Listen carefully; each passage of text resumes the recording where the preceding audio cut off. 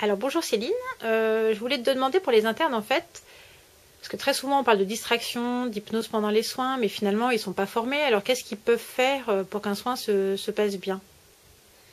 Déjà, qu'un soin se passe bien, il faut en effet s'adapter à l'âge de l'enfant, à son développement psychomoteur, savoir se faire confiance en tant qu'interne parce qu'on a tous côtoyé de près ou de loin des enfants.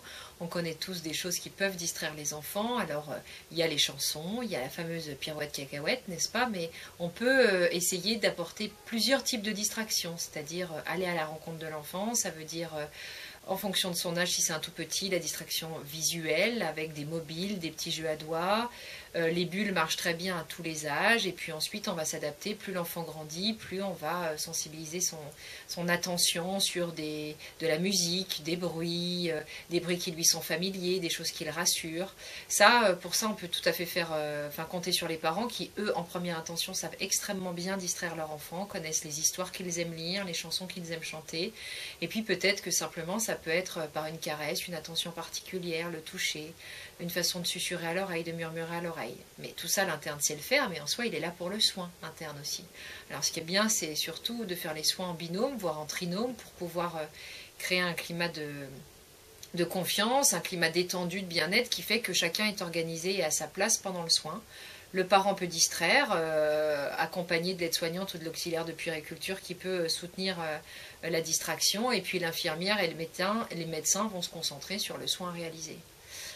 Alors, y a plein de choses qu'on peut utiliser. Actuellement, on pense tous aux tablettes, à la distraction virtuelle. Les choses pratiques et simples marchent bien, les tableaux magiques, les bulles, je l'ai déjà dit. Les bulles, on peut nous les souffler, et puis après, quand les enfants grandissent, on peut les faire souffler, ça les amuse beaucoup. Et puis raconter des histoires et commencer à introduire des petits outils hypnotiques comme compter les nuages, regarder les nuages, imaginer des choses dans sa tête, être là physiquement tout en partant dans sa tête vers un ailleurs qui emmènerait l'enfant là où il a envie d'aller.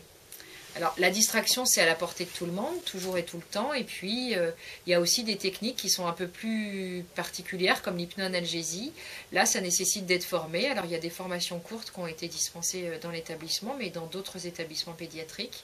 Et puis on est certain être formé à l'hypnoanalgésie, c'est-à-dire utiliser l'hypnose pour diminuer la douleur ou moduler la sensation douloureuse. Et pour ça, ça s'organise. On peut tout à fait venir accompagner un enfant en séance d'hypnoanalgésie pour des soins très particuliers.